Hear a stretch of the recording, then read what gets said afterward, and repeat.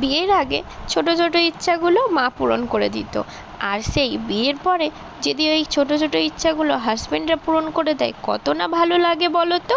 এই যে আমি বেশ কিছুদিন আগেই বলেছিলাম আমার হাজব্যান্ডকে যে আড্ডা রেস্টুরেন্টে ওই কুলচাটা আমার দারুণ লাগে খেতে, জানো তো।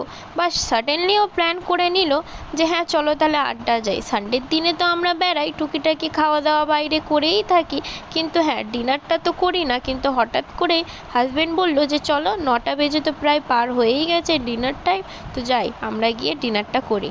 আর খুব ভালো লেগেছিল আমার এই যে সাডেনলি সারপ্রাইজটা দিল আমার হাজব্যান্ড আমাকে।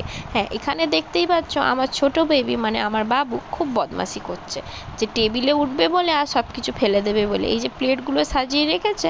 তো প্রথমে আমরা নিয়েছিলাম স্টার্টারে ছিল চিকেন ললিপপ। স্টার্টারটা আমরা বেশি হেভি করিনি, কেন ডিনারটা খাওয়া যাবে না।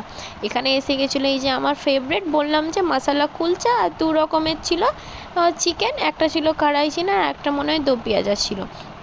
আর এখানে নিয়েছিলাম আমরা গ্রিন সালাদ বাস।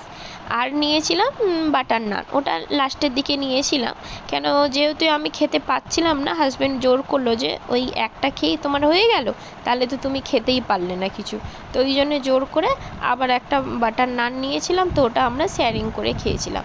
তো এখানে আমরা প্রায় খাওয়া দাওয়া শেষ হয়ে গেছে। অবশ্যই যদি ভিডিওটা ভালো লাগে লাইক কমেন্ট শেয়ার সাবস্ক্রাইব করে যেও। তো এখনের জন্য টাটা বাই বাই, আল্লাহ হাফিজ।